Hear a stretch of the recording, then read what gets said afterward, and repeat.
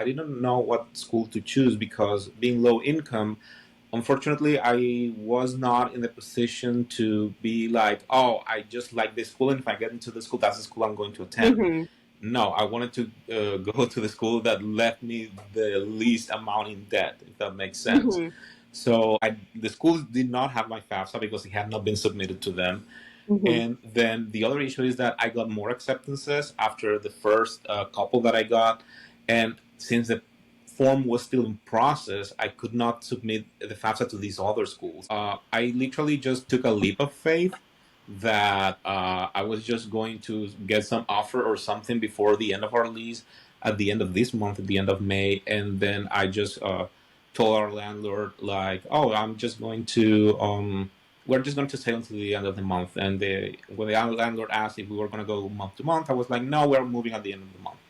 So at that point, what I started to do was like, um, in every city that I had been for schools I had been accepted for in Vermont and in Rochester, in Virginia, I started just looking for rental, how the rental market Hmm. was moving.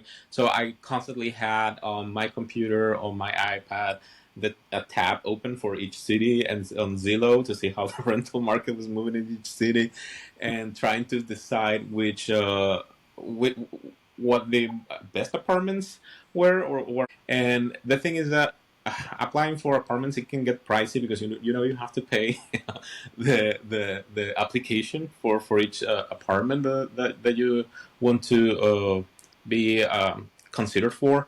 Fortunately, one of the schools, actually the one I'm attending, Mayo, they kind of like got around it and they sent to the students like their own version of FAFSA, Hmm. I would say, to evaluate your financial need at least. So they would still have to wait for the full FAFSA for the federal loan part, but for the scholarships and grants that the school itself offered, they were able to send out like a separate scholarship grant application that we filled out.